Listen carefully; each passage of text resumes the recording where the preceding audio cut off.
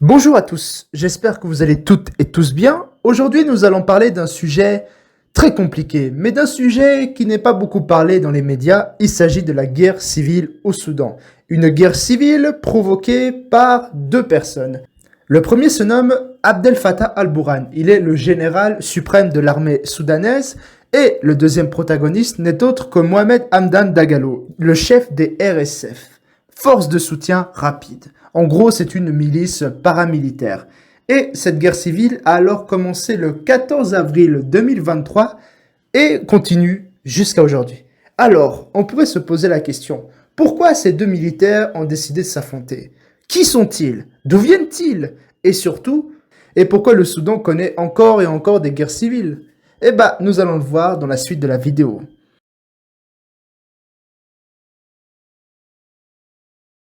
Alors, pour situer un peu les choses, le Soudan est un très grand pays africain qui se trouve dans la corne de l'Afrique. Il a pour voisins l'Égypte au nord, la Libye au nord-ouest, le Tchad à l'ouest, au sud le Sud-Soudan, une ancienne province du Soudan qui s'est séparée en 2011. On va parler de ça, pourquoi elle s'est séparée. Puis on a l'Éthiopie et l'Érythrée à l'est. Et puis le pays a un accès à la mer Rouge. Ce pays est alors indépendant depuis 1956 et a connu que des guerres civiles, des coups d'État à répétition. Bon, on pourrait se poser la question, pourquoi ce pays est-il tout le temps en guerre civile? Eh ben, ces guerres sont liées aux conflits interethniques et interconfessionnels. Alors, remontons en arrière.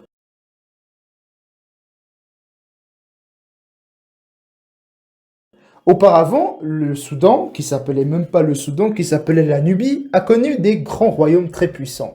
Des royaumes puissants qui ont d'ailleurs fait des grands monuments, comme vous voyez ces pyramides-là. Oui, l'Égypte n'est pas le seul pays au monde qui a eu des pyramides. Et le Soudan était un royaume très puissant, très riche et très influent dans le monde. Mais bon, comme une fin a une fin, bah, le royaume s'est fait envahir et le plus grand envahisseur qui a vraiment eu une influence négative sur le Soudan, ce sont les Arabes. Alors pourquoi? Au 8e ou 9e siècle, les Arabes envahissent le Soudan et ils vont imposer deux choses. Tout d'abord, ces gens-là vont leur imposer leur religion, la religion musulmane. Donc, par la force, les Soudanais seront obligés de se convertir à l'islam. Et d'ailleurs, le mot Soudan, car la région ne s'appelait pas Soudan, il s'appelait la Nubie, bah, le mot Soudan est un mot que les Arabes vont désigner. Et justement, bah, si on fait la traduction en arabe, bah, le mot Soudan veut dire tout simplement la terre des Noirs. Et vu que ces gens-là qui sont là, bah, ils sont noirs, bah, forcément, vous voyez. Bref, du coup, bah, cette région se nommera le Soudan. Et les Arabes vont alors imposer leur religion, mais pas seulement. Ils vont aussi réduire en esclavage les populations. C'est le début de la traite arabo-musulmane qui va durer du 8e siècle au 20e siècle, ce qui fait quand même 13 siècles et pas moins de 20 millions d'Africains, pas seulement de Soudanais, sont réduits en esclavage par les Arabes. Ils vont aussi arabiser les populations. Alors ça veut dire quoi arabiser? En gros, ça veut dire que les Arabes vont alors coloniser, imposer leur religion, mais aussi imposer leur culture, car le meilleur moyen de contrôler un peuple est de détruire sa culture, de détruire sa spiritualité et d'imposer sa culture et sa spiritualité à lui. Vous pouvez prendre par exemple des conquistadors espagnols, ils ont alors imposé leur religion et imposé leur culture aux populations. C'est pas un hasard si aujourd'hui l'Amérique latine parle espagnol. Et justement, les Soudanais qui sont sous occupation arabe vont être arabisés. Du coup, bah, les Soudanais, par la force, vont abandonner leur culture et vont devenir un petit peu comme des Arabes. Ils vont s'habiller comme des Arabes, prier comme des Arabes, s'habiller comme des Arabes. En gros, ce seront des Arabes noirs. Et au fur et à mesure du temps, les Arabes finiront par ne plus attaquer eux-mêmes les populations africaines pour les réduire en esclavage. Ils vont alors décider de demander aux populations noires arabisées, qui étaient maintenant sous leur domination, d'aller faire le travail eux-mêmes. C'est-à-dire, les Arabes vont alors demander aux Noirs arabisés d'aller réduire en esclavage les autres peuples africains qui n'étaient pas islamisés ou arabisés. Du coup, les Noirs arabes vont devenir les intermédiaires des esclavagistes arabes. Et cela va pas seulement se faire au Soudan, cela se fera au Mali et même à Zanzibar.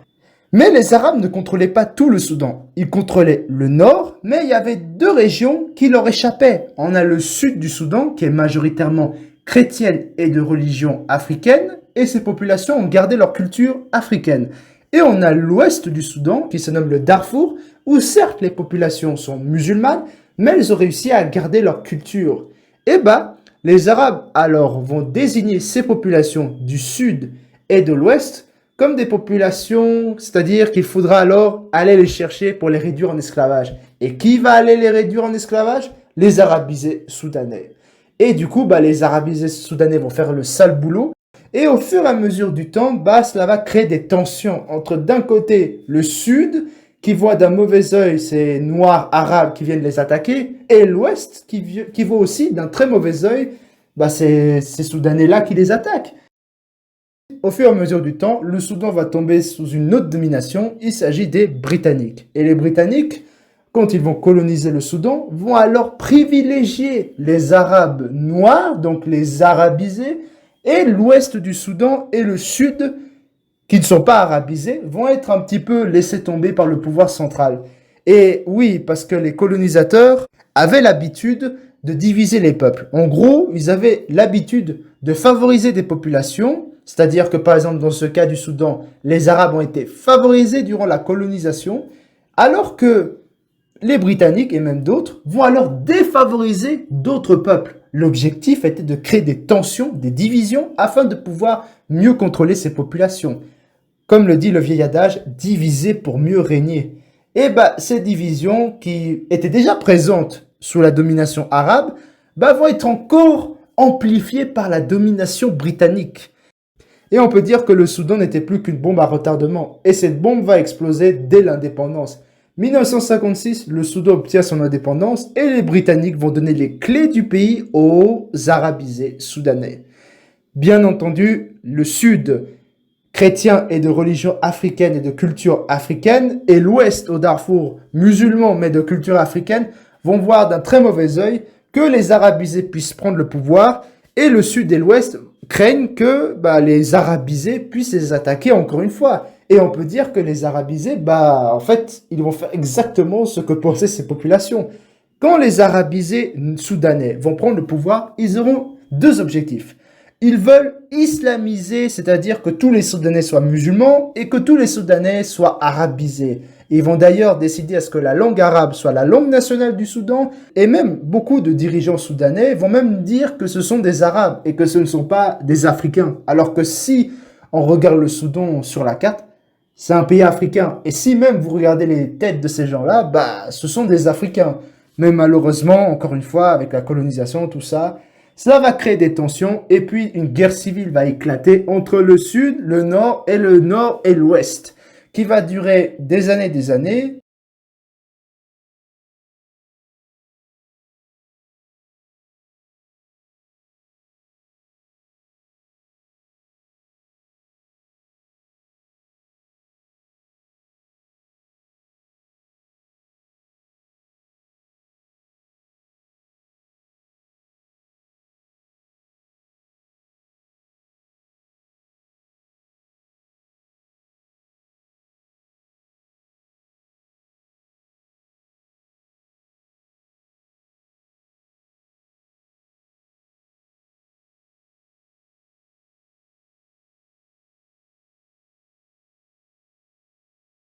Et en 1989, un autre militaire, parce que oui, le Soudan va connaître plusieurs coups d'État, du coup, un militaire du nom de Omar Hassan el-Béchir prend le pouvoir. Il va alors ériger une dictature impitoyable et al-Béchir va lui lancer des opérations militaires pour pouvoir écraser les rébellions qui se trouvent au sud et à l'ouest. Et on peut dire que la guerre civile soudanaise va redoubler d'intensité avec Omar el-Béchir. Celui-ci va recevoir le soutien de la Russie et de la Chine. Et en parlant des rebelles, ils seront alors soutenus par des puissances étrangères, notamment les États-Unis, le pays que vous connaissez mais je ne peux pas prononcer le nom, et l'Europe. Alors pourquoi ces pays interviennent? Il faut savoir que le Soudan est un pays très riche en pétrole, en or, etc. Et ces puissances-là ont des intérêts. Et du coup, les États-Unis et l'Europe se disent que s'ils soutiennent les rebelles et qu'ils gagnent, bah ils pourraient prendre un petit peu des richesses du Soudan. Et les Russes et les Chinois se disent, si on aide le gouvernement pour qu'il gagne, bah ils pourront profiter des richesses. Du coup, bah la guerre civile soudanaise, qui était une guerre civile intérieure, va très vite être amplifiée par des superpuissances qui veulent contrôler le Soudan, qui est un pays stratégique, car le Soudan, qui a un accès à la mer Rouge, or la mer Rouge, 80% du commerce mondial passe par là. Du coup, bah, toutes les superpuissances veulent installer une base militaire là-bas. Et aussi, les superpuissances de ce monde veulent contrôler les richesses très très importantes du Soudan. Du coup, la guerre civile sera alors accrue. Elle va terminer 2 millions de personnes. Et oui, 2 millions. Et puis, en 2011, finalement, le Sud décide de se séparer et ils vont créer une république, le Sud-Soudan. Malheureusement, ou heureusement pour certains, le Darfour ne va pas réussir à faire le même exploit que le Sud-Soudan. La rébellion du Darfour sera très vite éliminée par l'armée de Omar el-Béchir, qui va d'ailleurs s'appuyer sur des miliciens qu'on appelle les Janjaweed. On va en reparler d'eux. Mais malgré cette victoire, Omar el-Béchir va perdre énormément de légitimité vis-à-vis de la population soudanaise. Car les Soudanais en ont assez de sa dictature, ils en ont assez qu'il n'ait pas de liberté, ils en ont assez du fait que leur pays a été divisé en deux, et surtout que les Soudanais considèrent que Omar el-Béchir est le responsable de la division du pays, et responsable aussi des différentes guerres civiles qui ont secoué le Soudan, et surtout que le Soudan, il est sanctionné, car monsieur Omar el-Béchir a apporté du soutien à plein de groupuscules ou de groupes terroristes islamistes. Et bien sûr, vu que al-Béchir était islamiste, il a aidé tous les islamistes, notamment un certain Ben Laden, qui est d'ailleurs venu au Soudan pour pouvoir faire ce qu'il avait à faire. Et à cause de cela, les États-Unis d'Amérique ont mis des sanctions contre le Soudan et le Soudan a été isolé par la communauté internationale. Le Soudan était alors inscrit sur la liste des États qui soutiennent le terrorisme et le pays était un État paria, isolé. Et ça, les Soudanais sont conscients. Et du coup, ils considèrent qu'Omar el-Béchir est le responsable du fait que le Soudan ait été sanctionné. Et surtout que les sanctions n'ont pas touché le président. Absolument pas. C'est la population qui a été touchée. L'économie soudanaise s'est effondrée. Et avec l'indépendance du Sud-Soudan, la majorité du pétrole soudanais n'appartient plus au Soudan. Du coup, l'économie va en prendre un gros coup. Et en 2019, Omar el-Béchir, face à la crise économique, va être obligé d'augmenter le prix du pain. Mauvaise idée.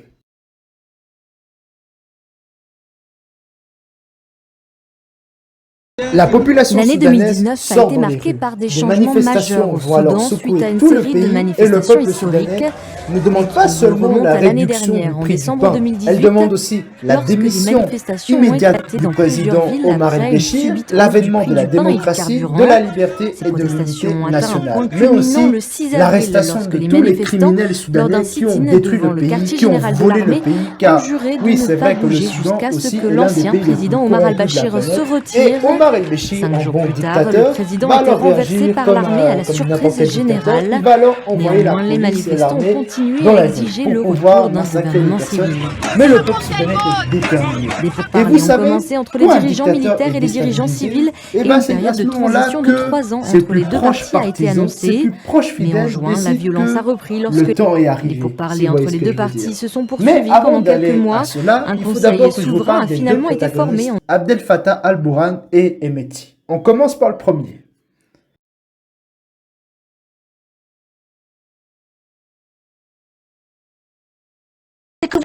Abdel Fattah al-Burhan est né au Soudan en 1960 et il va étudier dans un collège militaire soudanais. Il a ensuite étudié à l'étranger, en Égypte et en Jordanie. Du coup, c'est un homme qui est devenu militaire et on peut dire qu'il a fait quand même des services très intéressants. Car en 2014, Abdel Fattah al-Burhan, qui est un militaire et qui est à l'époque commandant de l'armée de terre, dont il est le numéro 3, va alors aller au Yémen. Alors pourquoi va-t-il au Yémen?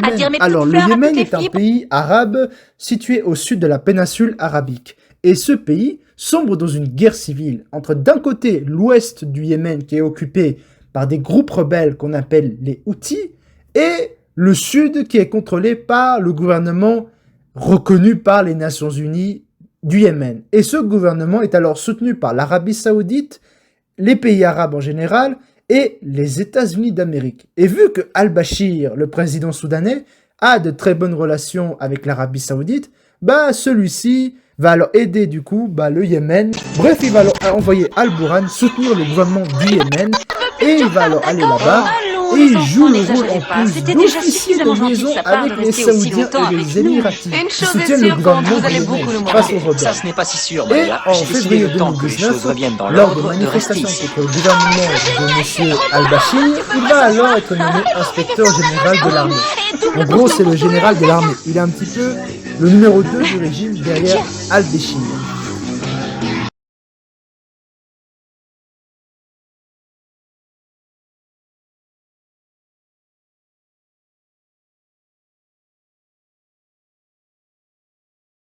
Mohamed Hamdan Dagalo est né au Soudan en 1975.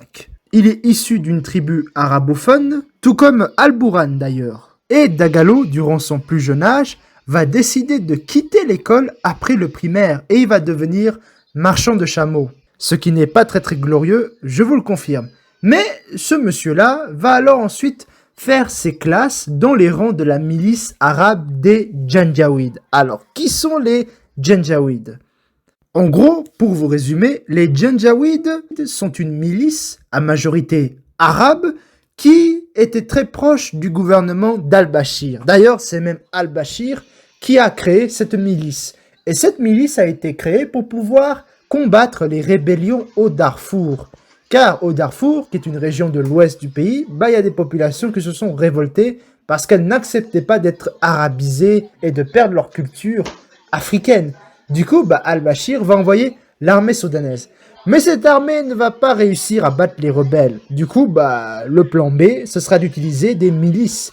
Et ces milices Janjaweed ont commis de très nombreuses exactions contre les populations non arabes du Darfour. Elles ont commis des massacres, elles ont commis des destructions de villages, et même elles sont accusées d'avoir commis un enfin je peux pas dire le mot mais vous comprenez. D'ailleurs, le président Omar el-Béchir est alors accusé de crimes contre l'humanité et même de crimes de génocide par la communauté internationale et par la Cour pénale internationale. Mais bon, il ne va pas être arrêté tout de suite, vu que pour pouvoir l'arrêter, il faut qu'il aille dans un pays qui est signataire de la charte de la CPI. Et du coup, al-Béchir réussit à en terminer avec cette rébellion et au fur et à mesure du temps, Dagalo, qui fait partie des Janjaweed, qui fait partie de cette milice qui a massacré au Darfour, au fur et à mesure du temps, il va alors grimper les échelons et il va être vu comme un très grand soldat et il va être nommé chef de la milice Janjaweed. Et après, en 2013, Omar el-Béchir va alors fusionner les Janjaweed avec d'autres milices et il va alors créer une nouvelle milice qu'on appelle les RSF, Forces de soutien rapide. Et on pourrait se demander, pourquoi le président soudanais décide de créer une deuxième armée? Eh bien, comme tout bon dictateur, un dictateur doit maintenir son pouvoir. Or, al-Bashir est un militaire qui est arrivé au pouvoir par un coup d'état militaire. Du coup, il pourrait penser qu'un autre militaire, un jour, pourrait le renverser aussi par la même manière. Du coup, la meilleure façon de protéger son pouvoir est de créer une autre armée qui sera fidèle. Et c'est pour ça que al-Bashir a créé les RSF. Il se disait que les RSF, vu qu'il les avait créés, il serait alors fidèle à son égard. Et du coup, si un militaire décidait de le renverser, les RSF pourraient ainsi le défendre. Pour revenir à Mohamed Hamdan Dagalo, il va alors être nommé chef des RSF et celui-ci va alors continuer à aller un peu partout au Soudan pour pouvoir combattre des rébellions en interne et il va être très efficace. D'ailleurs, certaines ONG disent même que les RSF sont des hommes sans pitié. Et au fur et à mesure du temps, Omar el-Béchir va alors récompenser le travail qu'a effectué Mohamed Hamdan Dagalo. En tout cas, le sale boulot, si vous voyez ce que je veux dire. Va alors lui donner des mines d'or, va lui donner aussi des terres avec de l'élevage, de l'agriculture. Et très vite, Monsieur Dagalo va s'enrichir sous al-Bashir le président. Car vous savez, quand un président arrive au pouvoir et qu'il veut maintenir son pouvoir, il utilise normalement la corruption. Et la corruption a pour but d'arroser un petit peu les personnes afin qu'elles puissent être fidèles. Du coup, al-Bashir, en donnant de l'argent, en donnant une énorme fortune à Dagalo, son objectif à lui était que Dagalo puisse être fidèle à son égard, puisqu'il lui a quand même donné des terres, de l'agriculture et de l'or. Et pour ce qui est de Abdel Fattah al-Burhan, le général, lui aussi, il va recevoir des privilèges et il va lui aussi être un milliardaire. Et on peut dire que cette corruption aura des points positifs, des points négatifs. Certes, al-Bashir va réussir à fidéliser ses amis, c'est-à-dire al-Burhan d'un côté, Dagalo de l'autre, mais le gros problème, c'est que les populations soudanaises vont alors, à cause de cette corruption, leur condition de vie va se dégrader. Et c'est justement l'une des causes qui va provoquer les manifestations.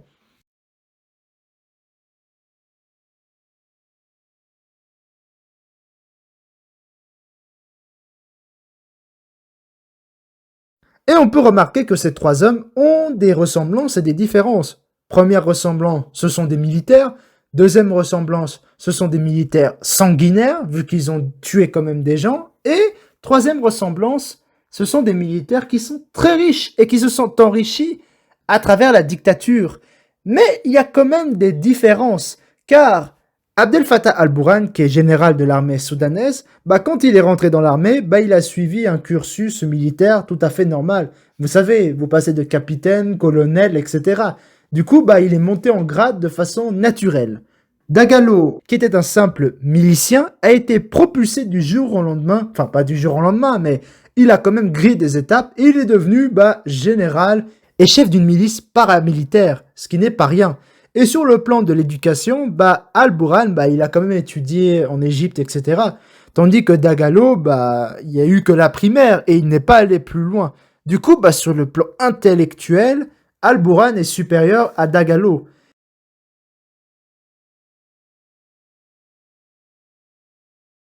En 2019, Mohamed Hamdan Dagalo, le chef du RSF, les hommes sans pitié, et le général Abdel Fattah al-Burhan se sont tous les deux associés et ils ont fait un coup d'État et ils ont renversé al-Bashir après plusieurs mois de manifestations de la population soudanaise. Vous voyez un petit peu, hein? Donc toi, tu es un président, tu finances des gens pour qu'ils soient fidèles à toi et le jour où tu crois qu'ils sont fidèles, ils te renversent.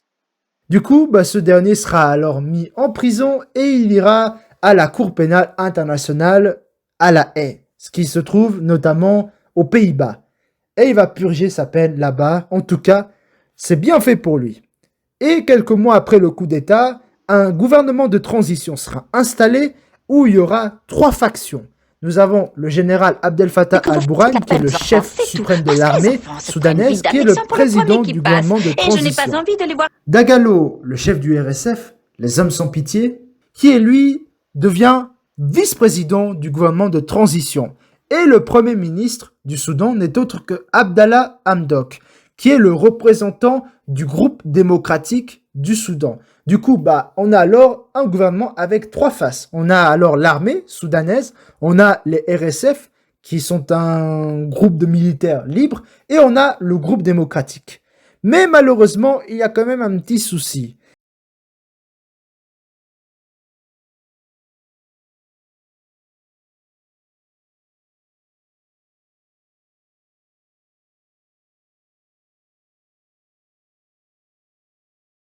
Et aussi, pour information, le gouvernement de transition doit durer 3 ans, du coup, entre 2019 et 2022.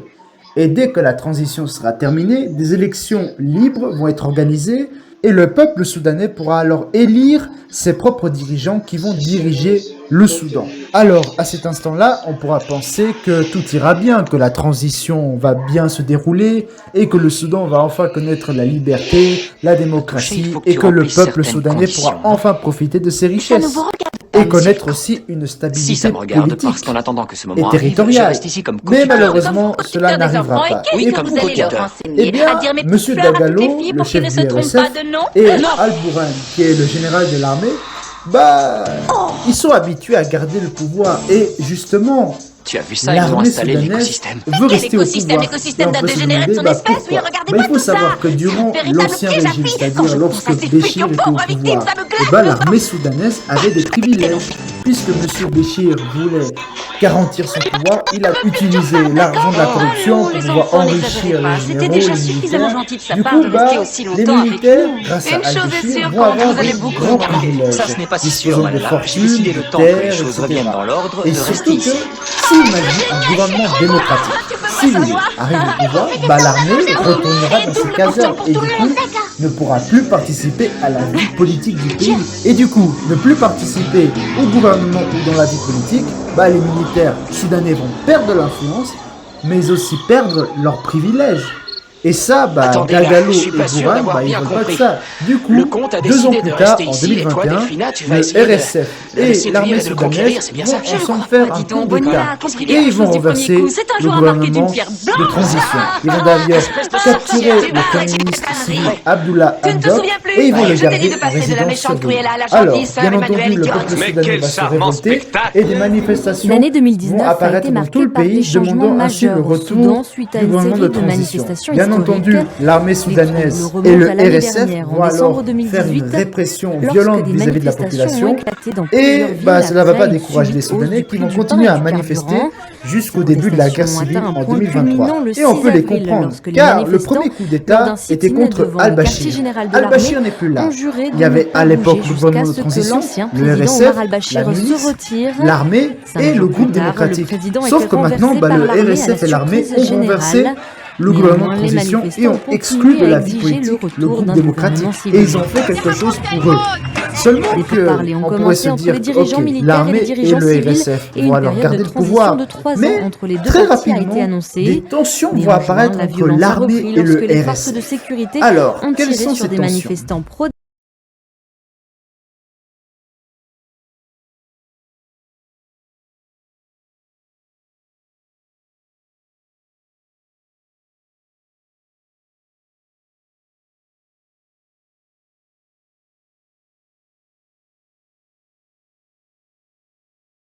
La première source de tension est le projet d'un nouveau gouvernement de transition.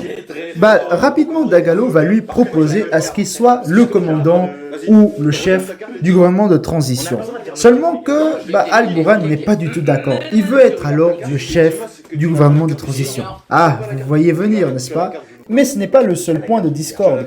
Il faut savoir aussi qu'au niveau de la transition, Dagalo, le chef du RSF, lui, il est d'accord que les civils puissent prendre une part très importante dans le gouvernement de transition et il est d'accord que les civils prennent le pouvoir à la fin.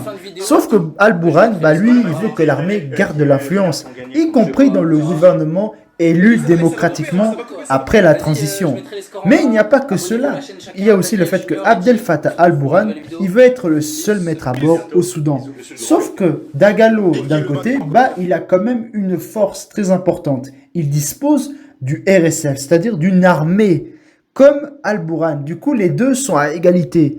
Et du coup, imaginons si vous êtes un général, vous voulez garder le pouvoir dans un pays. On est bien d'accord que si vous étiez à la place de Al-Bourhan, vous vous situez dans une situation difficile. Vous avez quelqu'un qui est à côté de vous, qui a lui aussi une armée, qui a lui aussi beaucoup d'influence. Du coup, il est très difficile de s'en débarrasser. Et justement, il existe une seule solution. Pour pouvoir éliminer un adversaire, il faut détruire ce qui fait sa force. Ce qui fait de la force à celui-ci, c'est le RSF. Et du coup, Al-Bourhan décidera alors en 2023 d'intégrer la milice, le RSF, dans l'armée soudanaise. Et cela va être le point de discorde, le point de division, le point de tension maximale entre Dagalo, le chef du RSF, et Al-Bourhan, le chef de l'armée. Car Dagalo n'est pas du tout d'accord, et surtout que s'il accepte, imaginons, que son armée, le RSF, intègre l'armée soudanaise, il va alors perdre du pouvoir, et il ne sera plus rien face au général Bourhan. Bien entendu, il y aura des discussions, Dagalo est d'accord d'intégrer, mais que l'intégration dure 20 ans par là, Al-Bourhan dit que ça doit durer 2 ans, bref. Du coup, dans cette histoire, je suppose que vous avez déjà un petit peu deviné, ce n'est pas une guerre ou des tensions qui sont liées à une bataille pour la liberté et la démocratie. Non, il s'agit d'une guerre pour le pouvoir. Une guerre pour le pouvoir qui sera à la première place. Est-ce que ce sera Dagalo, le chef du RSF, ou ce sera Al-Bourhan, le chef de l'armée? C'est toujours une question de pouvoir. Bien entendu, c'était quelque chose qui allait sans doute arriver. Car quand vous avez dans un pays deux personnes qui ont le pouvoir, qui sont à égalité, forcément il y a des tensions. Et surtout qu'en Afrique, quand il y a deux chefs, c'est qu'il y en a un de trop. Mais je vais même aller plus loin. Dans toutes les civilisations, quand il y a eu deux chefs plus ou moins égalitaires, à ce moment-là, il y a eu plusieurs situations. Soit des guerres civiles entre ces deux-là, soit des coups d'État, soit des déstabilisations. Comme quoi, avoir deux chefs qui ont le même pouvoir, qui ont la même puissance, ce n'est jamais très bon signe pour un pays. Et c'est ce qui va arriver au Soudan. Et bien entendu, Al-Bourhan va décider d'intégrer le RSF. Le RSF ne sera pas d'accord. Et puis, le 15 avril, c'est le début de la guerre civile. Alors, beaucoup de gens accusent Dagalo d'avoir attaqué le Bourhan. Bourhan accuse Dagalo de l'avoir attaqué, mais Dagalo dit que c'est Bourhan qui l'a attaqué. Enfin bref, c'est la guerre civile entre les deux. Très rapidement, les deux armées vont alors essayer de prendre le maximal de points stratégiques dans le Soudan. En gros, le RSF vont prendre des villes, l'armée soudanaise va prendre des villes, etc., etc. Et le pays va alors se diviser en deux.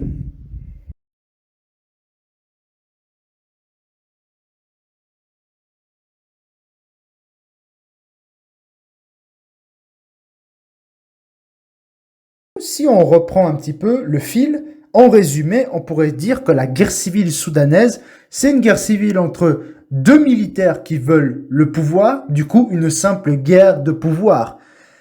Mais cette version est vraie, mais il y a quand même un autre élément qui a sans doute permis l'avènement de la guerre civile. Alors, il faut savoir qu'en 2019, le Soudan et la Russie étaient en train de négocier un projet très important. Et ce projet, c'est quoi? Eh bien, la Russie souhaite installer une base militaire russe au Soudan, ou en tout cas sur les côtes du Soudan, notamment à Port-Soudan, qui est le port maritime du Soudan. Alors, vous allez me dire, pourquoi la Russie veut-elle installer une base? Alors, ce n'est pas un hasard, puisque le Soudan est un pays très stratégique, car comme vous voyez sur cette carte, le Soudan a un accès à la mer Rouge. Or, la mer Rouge, c'est une voie maritime très importante, car 80% du pétrole mondial qui vient des pays arabes passe par là. Et d'ailleurs, c'est la route de la mer Rouge, ça va vers l'Europe à travers le canal de Suez, et ça va directement vers l'Asie, l'Inde, par le détroit de Bab el-Mandeb, plus au sud. Du coup, il faut savoir que toutes les puissances, dès que le canal de Suez a été créé, toutes les superpuissances ont tenté de contrôler cet endroit stratégique. Ce soit les puissances coloniales et aujourd'hui la Russie. La Russie donc souhaite accroître son influence dans cette région stratégique et la meilleure façon d'accroître son influence c'est une base militaire. Et d'ailleurs la Russie n'est pas le premier pays à faire ça. Les États-Unis d'Amérique sont même les maîtres en termes de bases militaires puisque c'est le pays qui contient le plus de bases militaires dans le monde. Et comme par hasard, c'est toujours dans des régions stratégiques. Les États-Unis ont par exemple des bases militaires en Arabie Saoudite. Et l'emplacement des bases militaires se trouve comme par hasard à côté des ressources pétrolières saoudiennes. Il y a des bases militaires américaines dans tous les pays arabes où il y a du pétrole, comme par hasard.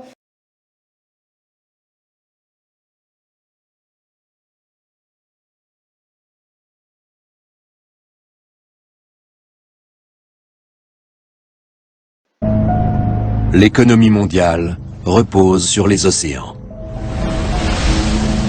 Le Moyen-Orient est une plaque tournante du trafic maritime et l'un des principaux pourvoyeurs de la plus importante matière première, le pétrole.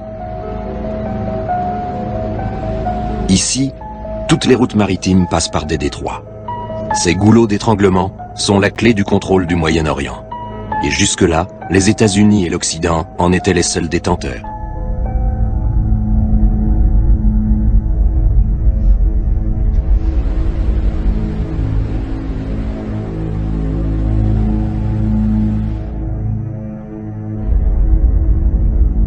Le détroit d'Ormuz relie le golfe Persique et l'océan Indien. 1/5 du pétrole mondial est acheminé par ce bras de mer. Les tensions politiques entre l'Iran, Israël et les États-Unis en font un foyer de crise. Et tous ceux qui consomment du pétrole pourraient en subir un jour les conséquences. Dans le sud-ouest de la péninsule arabique, le golfe d'Aden débouche sur le détroit de Bab el-Mandeb, terrain de chasse favori des pirates somaliens et des chasseurs de pirates. Ce sont les protagonistes d'une lutte sans merci, dont l'enjeu est le maintien de la domination occidentale dans la région. Au nord se trouve le canal de Suez, la porte de la Méditerranée. Pendant des décennies, l'Occident a contrôlé l'Égypte et le canal. Mais la situation est en train de changer. Après 500 ans d'hégémonie occidentale, la population locale reprend peu à peu le contrôle. Au Moyen-Orient, de nouveaux acteurs ont fait leur apparition. Il s'agit de pays éloignés qui sont eux aussi dépendants de la région et de son pétrole. Leurs navires sont toujours plus nombreux et leur influence s'accroît. Les intérêts des Chinois se heurtent aujourd'hui à ceux des Américains. Une seule puissance qui dirige le monde, ce n'est pas soutenable. De la Libye à l'Iran, de la Méditerranée aux côtes des pirates somaliens, les cartes du pouvoir sont redistribuées dans le grand jeu du pétrole. Tout tourne autour du contrôle des voies de navigation. La protection du trafic maritime est capitale pour la planète entière. Il ne devrait plus y avoir d'empire. Dans un monde divisé en une multitude d'États, on devrait faire du commerce pacifiquement sur la base du libre-échange. Mais la réalité est tout autre. The barren rocks of Aden, a piper's tune which was famous throughout the empire. The barren rock... Le Moyen-Orient a vu naître et mourir bien des empires. La dernière bataille de l'Empire britannique a eu lieu à Aden il y a 50 ans. De là, les Anglais avaient assis leur pouvoir sur les routes et les passages maritimes. This port lives on oil, and it also protects the sources of that oil. À partir des années 60, les Britanniques n'ont plus les moyens de dominer le monde et sont chassés de la région.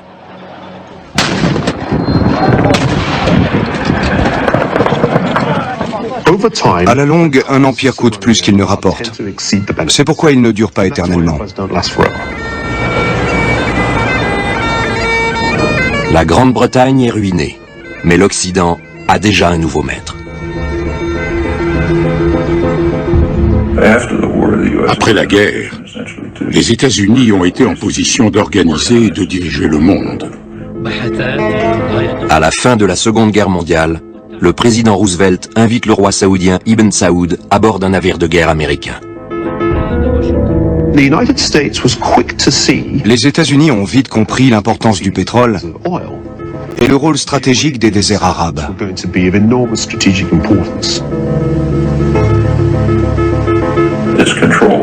Il s'agit de contrôler la région, car c'est un formidable moyen de dominer le monde entier. À l'époque, l'Arabie saoudite est un État du désert sous-développé, et l'Amérique, le plus grand producteur de pétrole. Or, le monde est avide d'or noir. Pour calmer son appétit insatiable, il s'avère donc nécessaire d'exploiter toutes les ressources pétrolières. L'Arabie saoudite est inféodée aux États-Unis. C'est le résultat de la politique menée par Roosevelt après 1945. 65 ans plus tard, la compagnie Saudi Aramco, emblématique de ses relations particulières, est toujours le plus gros fournisseur de pétrole au monde. Et le restera probablement, au vu des immenses réserves de l'Arabie saoudite. On ne peut pas passer à côté de Ghawar. C'est le plus grand gisement de pétrole et de gaz de la planète. Il produira sans cesse du pétrole. Ses réserves sont estimées à 260 milliards de barils. Les Saoudiens peuvent donc fournir énormément de pétrole au monde. Ici, la manne pétrolière est garante de la paix intérieure. Mais l'or noir des Saoudiens est acheminé par la mer. Les voies de navigation doivent donc être sûres et accessibles. Une mission assurée par ces bases américaines. Nous dominons la mer et l'économie mondialisée, ce qui nous donne un pouvoir sans équivalent. C'est parce qu'ils contrôlent l'accès au pétrole que les États-Unis sont une superpuissance. Les pétroliers comme le Progress sont ici en sécurité grâce à la Pax Americana, concept désignant l'hégémonie américaine dans le monde. Pour le capitaine Amo et son équipage philippin, c'est un voyage de routine. Les voies maritimes peuvent encore être parcourues sans problème. Toutefois, notre route nous conduit près des côtes d'un pays qui refuse l'ordre mondial américain, l'Iran.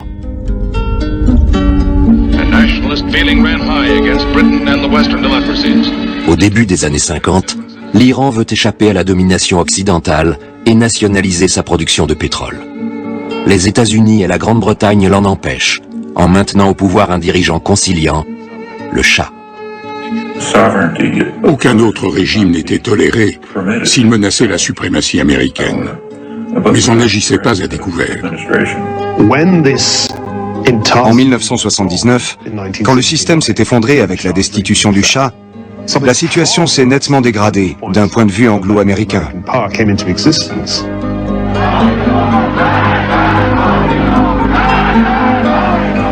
30 ans plus tard, l'Iran résiste toujours et peut avoir la main mise sur le détroit d'Ormuz.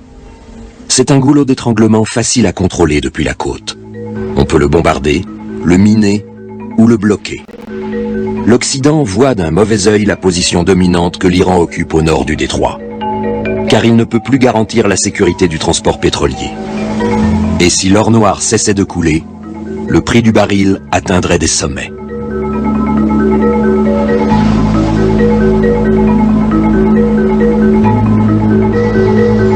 Barbelés, épouvantails, canons à eau et sentinelles armées sont autant de mesures de défense contre d'éventuelles attaques de pirates.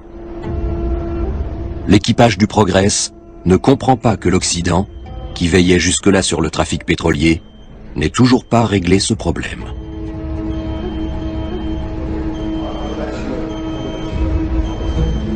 Off the coast of Somalia today, pirates hijacked yet another cargo ship. C'est le deuxième pétrolier en 2 jours à tomber aux mains des pirates.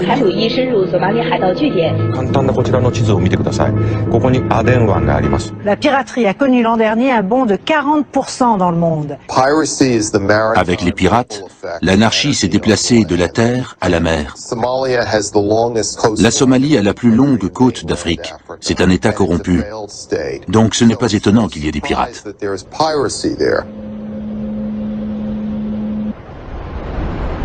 Si la domination occidentale dans ces eaux est menacée par quelques pirates, les pays rivaux ne tarderont pas à profiter de la situation.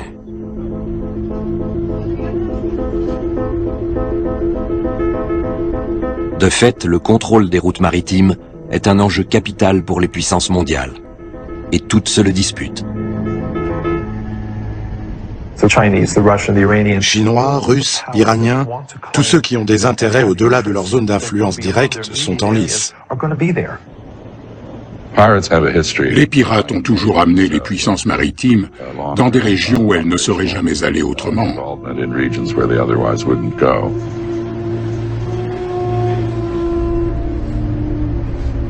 D'autres dangers planent sur les routes internationales. Au milieu de la nuit, le Progress traverse le détroit de Bab el-Mandeb, en importance le 2e bras de mer du Moyen-Orient. Bab el-Mandeb signifie « porte des larmes ». Ici aussi, il peut y avoir des problèmes. Cette porte est la jonction maritime entre l'Asie et l'Europe. Le passage est étroit et les régions limitrophes politiquement instables. Le détroit étant très dangereux, on a impérativement besoin d'un lieu sûr pour entretenir les navires.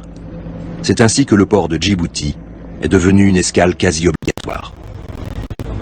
Au lieu de verser dans la piraterie, les Djiboutiens ont trouvé un moyen pacifique pour tirer parti de la situation. Ici, amis et rivaux se côtoient. Chacun s'observe. Tout le monde a intérêt à une cohabitation paisible. La France était la puissance coloniale de Djibouti. Elle est encore présente.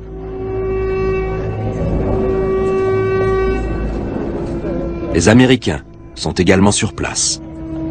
Depuis leur base militaire, ils lancent des opérations spéciales et des attaques de drones dans la région. Les Japonais s'installent eux aussi à Djibouti, tout comme les Russes. Même les Iraniens ont laissé leur marque. Ils ont financé la construction du nouveau parlement du pays. La République islamique veut renforcer son influence politique et militaire dans cette zone stratégique. 2 destroyers iraniens patrouillent dans le golfe d'Aden. Leur mission officielle est de combattre les pirates. Les pirates leur fournissent un prétexte pour faire la démonstration de leur force navale. Dans le grand jeu d'influence autour du pétrole, tous les protagonistes ont placé leurs pions à Bab el-Mandeb.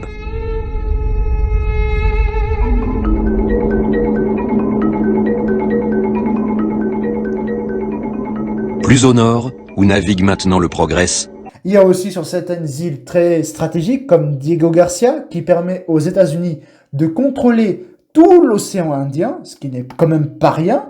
Il y a des bases militaires américaines en Europe, etc. Diego Garcia, situé dans l'océan Indien, à l'ouest de la Malaisie, à 2000 km des Maldives.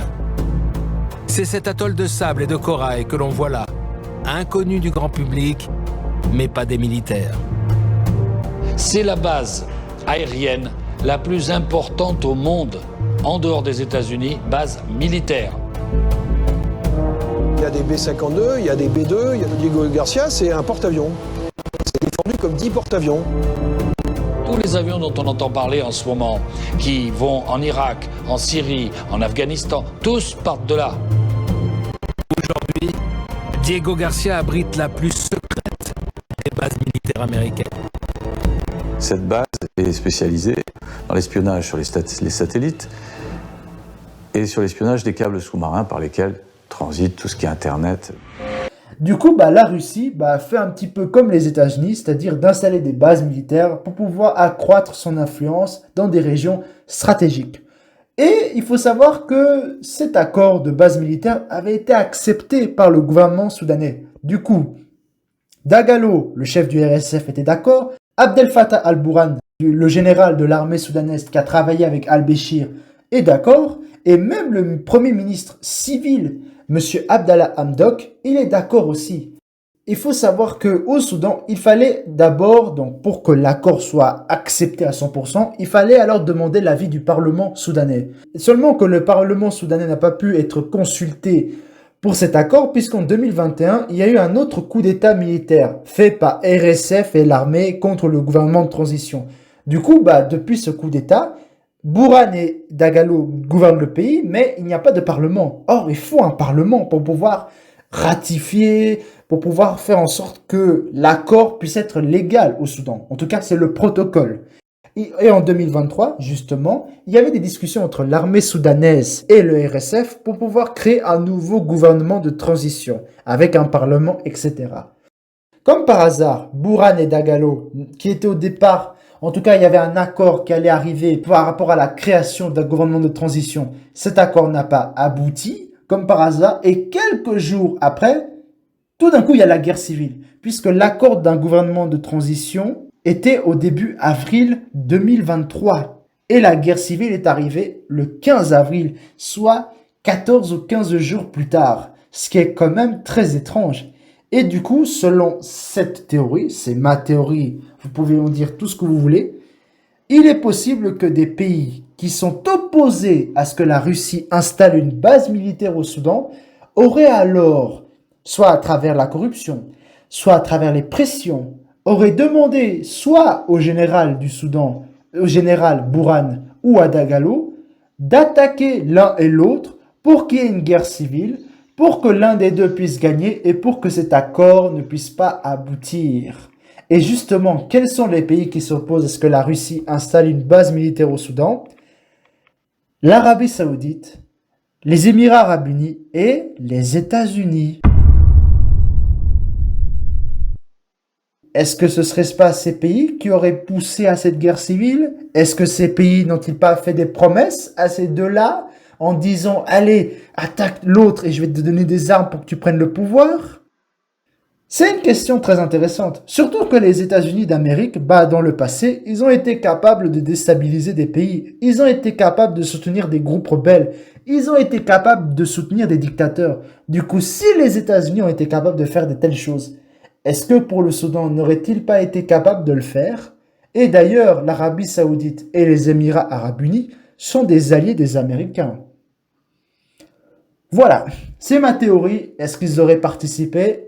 Voilà, chacun a son opinion. Bref. En tout cas, pour ce qui est de la réalité, la base militaire russe que la Russie veut installer, cela ne plaît pas à tout le monde et aussi que ça peut être vu par certains pays comme une déclaration de guerre. Voilà, j'espère que cette vidéo vous aura plu. N'hésitez pas à vous abonner, à partager ma vidéo et bonne journée et bonne soirée à tous. À la prochaine.